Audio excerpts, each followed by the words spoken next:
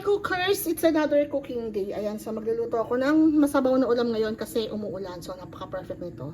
So ngayon gagawa muna ako ng atswete oil. Spread the love.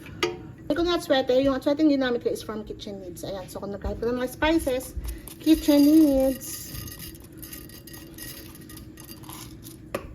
So ayan, okay na siya. Tatanggalin ko muna itong ang atswete. So ito na ating atswete oil. Yan. Ganyan lang. Spread the love. Lagay ko yung garlic. So, dito magigisa lang tayo. Ito kasing luya ko, ginrate ko to eh. Pero, sa inyo kung ayaw nyo lang. Pero ako, okay na kung ganito sa amin. I-grate na luya. Yung onion.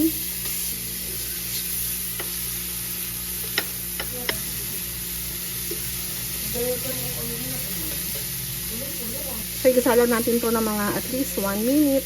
Itong ating mga aromatics. So, magkalagay ako ng celery. Ayan, yung stalk. Ilalagay ko na yung mga pinalambot kong balat ng baka at saka yung paa. Yung pata ng baka. Ayan. Sabay na. Sobrang lambot na yan.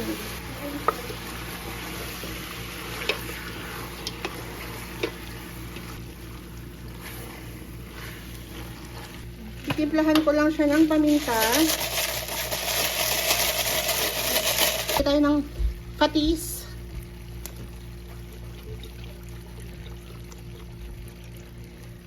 Peanut butter pwede, pero gumamit ako ng giniling na mani.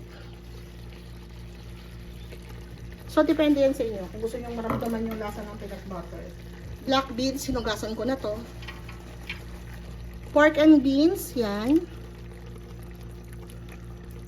Sabay-sabay na. Tomato sauce. Sile.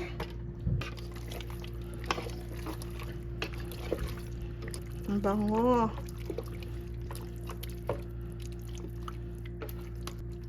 Ayan. Lagay ko yung pinagdagaan. Pwede kayo pilagay ng sibot, pero ako gusto ko anis. Yan. Tapos isang cinnamon bark. Tapos yung dulo ng leeks. And then panglad. Ayos ko lang ng pwesto. So pakukuluan ko lang muna siya.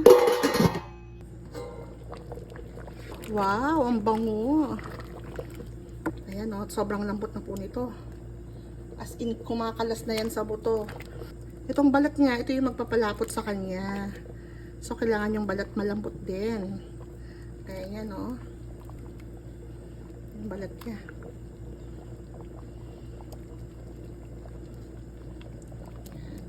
So titikman ko lang no kung okay na ba siya. Kung kailangan ko mag-add ng patis. Ang sarap ng sabaw. Panghigop. Para merong konting anghang, lagyan natin ng sili.